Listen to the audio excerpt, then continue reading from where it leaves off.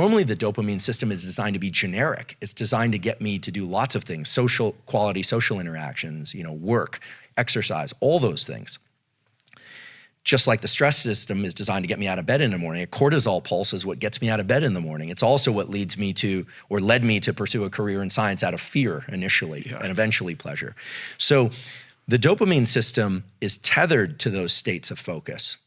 And it's what Mother Nature designed so that the neuroplasticity would occur and you would want to continue those behaviors again in the future. That deer needs to know and remember and create a memory, not just of where that stream is, but the process of, oh, when I feel that agitation, I'm gonna get up and go down this particular path. Right. And so people think of the dopamine system as this kind of like catch-all for reward. Oh, you get likes on Instagram and it makes you feel good. That's not really how it works.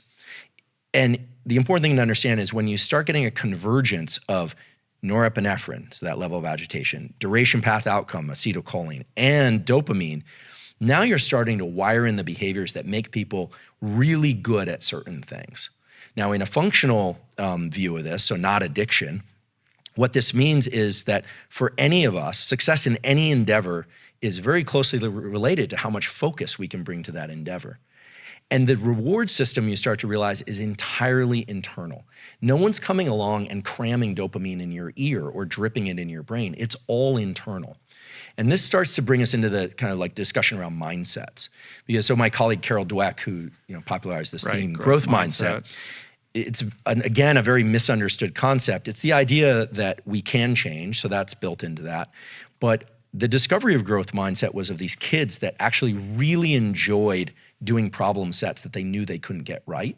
But for them, they would get this like dopamine release from just focusing on the problem. They liked doing puzzles they couldn't get right. It sounds crazy, but inevitably those kids are very good at puzzles and very good at math and these kinds of things.